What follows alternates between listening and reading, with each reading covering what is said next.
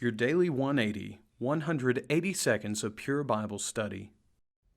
Welcome to this, your Daily 180 Bible study. We're beginning a study today of James chapter 2, verses 14 through 26.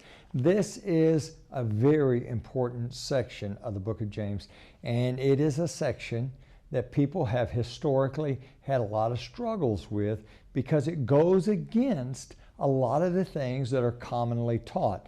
Let's be a people who have the courage just to follow the raw text wherever the raw text leads us. We need to look at the context of James. We need to look at the context of what surrounds it and the context of the greater sense of the Bible. Now, let's begin at verse number 14 today. Look at verse 14. It says, "What does it profit, my brethren, if someone says he has faith but does not have works? Can faith save him?" Now that's a very important question. Can faith save him?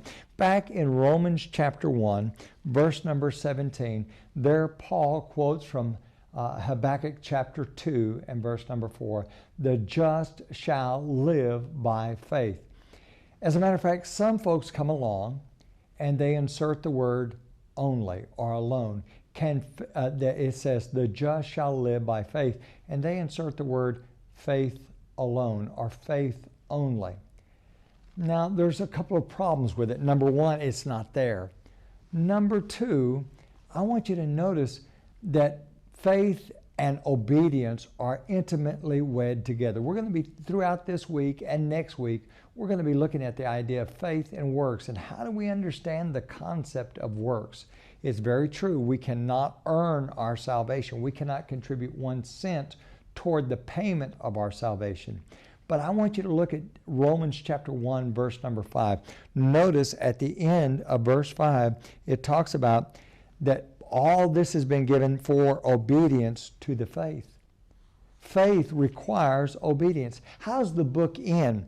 Chapter 16, verse number 26, that verse ends by talking about the fact that all these things have been given, the gospel has been given, Paul's apostleship has been given for obedience to the faith. It's sometimes a very common thing for churches to sing the song, "Trust and Obey." Can we earn our salvation? Oh, no, no, no. We can't contribute 1 penny toward the payment of our salvation, but we must trust and obey. And as we're going to see when we look at James chapter 2, that's what he's talking about, trust and obey. Join us again tomorrow for your Daily 180 Bible study.